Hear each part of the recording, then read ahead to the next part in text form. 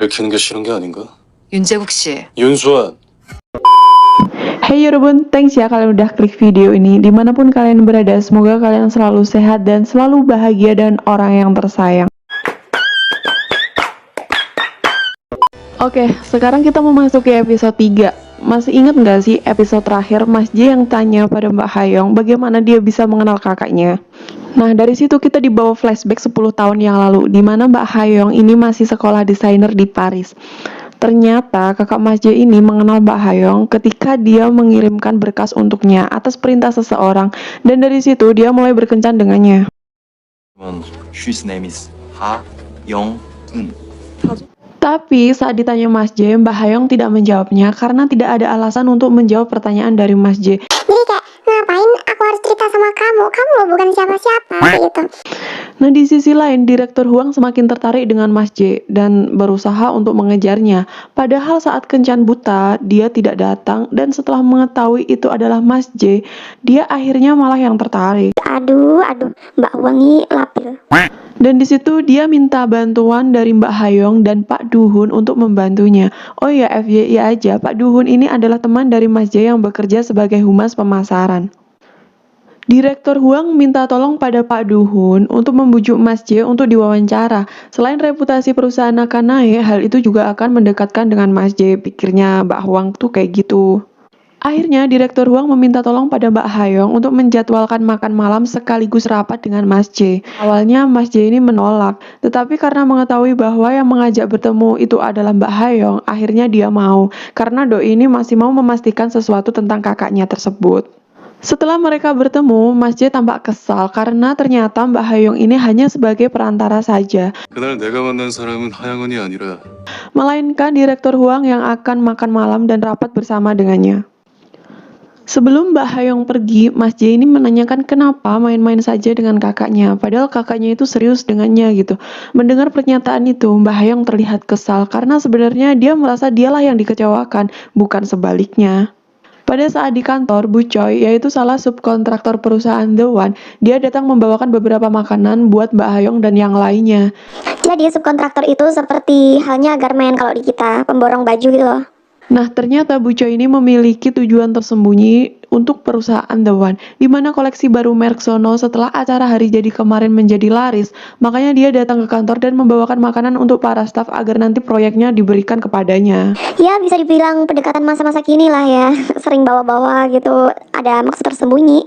Karena ada salah satu staf yang bilang kalau misalkan perusahaan udah memilih subkontraktor yang lainnya, makanya tiba-tiba dia memiliki pikiran yang lain untuk membuat replika koleksi baru Sono untuk dipasarkan lebih dulu. Padahal pas saat pulang, Bu Choi ini bertemu sama Mbak Hayong dan dia diberi uang untuk naik taksi. Wah, kayak gini nih yang dinamakan air susu dibalas dengan air susi. Saat malam hari, tiba-tiba Direktur Huang yang habis makan malam dan berteleran dengan Mas J, Pak Duhun beserta staf mampir ke rumah Mbak Hayong. Di sana, Mas J bertanya lagi dengan pertanyaan yang sama pada Mbak Hayong. Bagaimana bisa dia begitu tega mengkhianati kakaknya? 윤재국 씨, 윤수환, 하영은한테 Akhirnya Mbak Hayong mulai speak up dan mengatakan bahwa kakaknya lah yang menghilang begitu saja tanpa kabar. 그렇게 진심이어서 겨우 나한테 한 짓이 잠수 이별이래요? Gimana saat Mbak Hayong ini menunggunya di kafe sampai tutup, Doi tidak datang juga padahal dia datang jauh-jauh dari Paris ke Korea.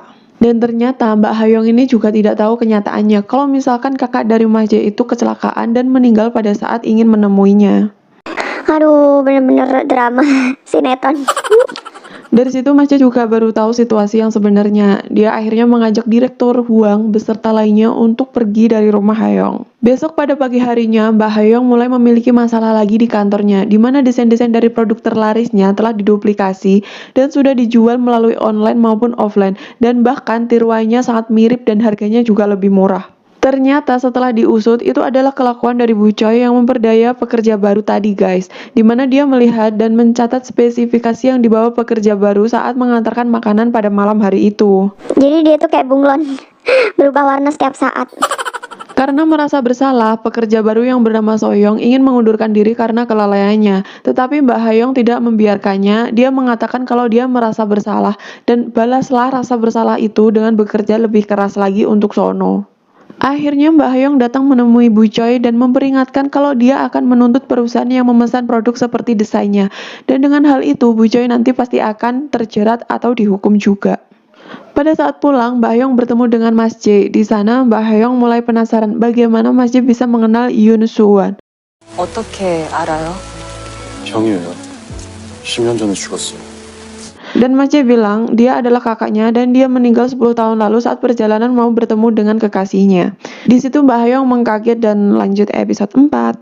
Pada episode 4 ini terlihat bahwa Mbak Sin yang memiliki peran selebritas dan pemilik pasaraya, dia memindahkan merek Sono di lantai zona B dari zona A karena merek domestik Sono telah mengalami penurunan dalam kualitas pasar.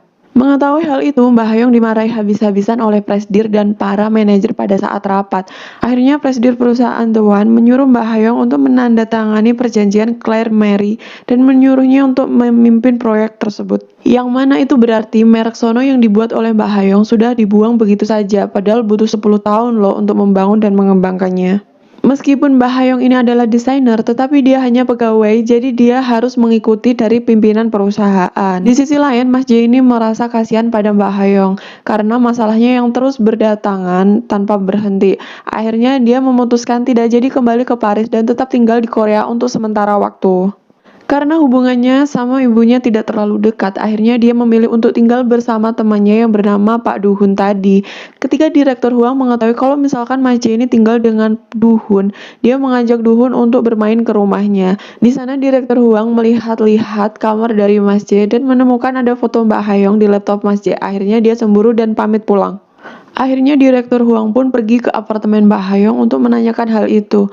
Dan sesampainya di sana, perhatian Direktur Huang teralihkan pada barang-barang Sono yang akan dibuang sama Mbak Hayoung. Dia lupa akan tujuan sebelumnya, tapi malah menasehati agar Mbak Hayoung ini mempertahankan merek yang telah dibuatnya tersebut.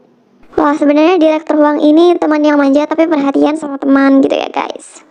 Setelah menerima kenyataan, akhirnya Mbak Hayoung ini meminta Mas Jae untuk mengantarkan ke makam kakaknya. Dan setelah pulang dari pemakaman, Mbak Hayoung ini menegaskan kalau dia tidak akan membuat hubungan mereka menjadi serius. Selain Mas Jae adalah adik dari Soo-won, Mbak Hayoung juga masih menyimpan rasa untuk kakaknya. Di sisi lain, adik dari Direktur Huang kembali dari luar negeri dan Presdir akan memasukkan Ji Hyung ke tim lisensi Claire Mary. Presdir pun meminta Mbak Hayoung untuk mengajarinya, selayaknya dia mengajari kakaknya yaitu Direktur Huang. Dengan masuknya anak kedua dari Presdir ke tim Mbak Hayoung, akhirnya Mbak Hayoung bernegosiasi dengan Presdir, di mana dia meminta kalau brand Sono tetap akan dilanjutkan oleh Mbak Hayoung.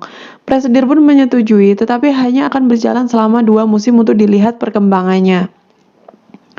Dan selain itu, pembelian hak lisensi asing akan tetap dilakukan oleh Presdir untuk meningkatkan penjualan dari perusahaan. Saat Mbak Hayoung mau rapat, tiba-tiba Mas Jae sudah menunggu di luar kantor dan bertanya pada Mbak Hayoung apakah dia merindukannya. 나 보고 싶었네. Maksudnya apa sih? Nah, ternyata 10 tahun yang lalu, yang memberikan surat rekomendasi untuk beasiswa pada Mbak Hayoung itu adalah Mas Jae ini guys. Dan karena waktu itu Doi buru-buru mau pergi ke pemotretan, akhirnya meminta kakaknya untuk memberikan surat tersebut pada Mbak Hayoung. Dan selain itu, ada beberapa kejadian yang relate sama mereka berdua waktu di Paris. Tetapi mereka baru dipertemukan dengan mengenal satu sama lainnya itu sekarang ini. Ya gitulah pokoknya. Oh ya, kenapa dari sini aku udah bisa menebak alur cerita dari film ini ya? Dimana maksud judul dari film ini, nanti yang bakalan breaking up itu adalah Mbak Hayoung sama kakaknya Mas Jae, karena kan mereka berdua berpisah secara tidak sah dan endingnya Mbak Hayoung bakalan sama Mas Jae. Itu gak sih? Kalau tidak, apa mungkin nanti dibuat plot twist kayak Vincenzo dulu? Ya udahlah, kita nantikan aja kelanjutannya. Oke, terima kasih banyak yang udah nonton sampai akhir. Jangan lupa pencet tombol subscribe dan tetap tungguin terus video dari aku ya, karena di setiap video kalian akan dapat doa sehat dan bahagia sama yang tersayang. Bye guys, sampai bertemu di video selanjutnya.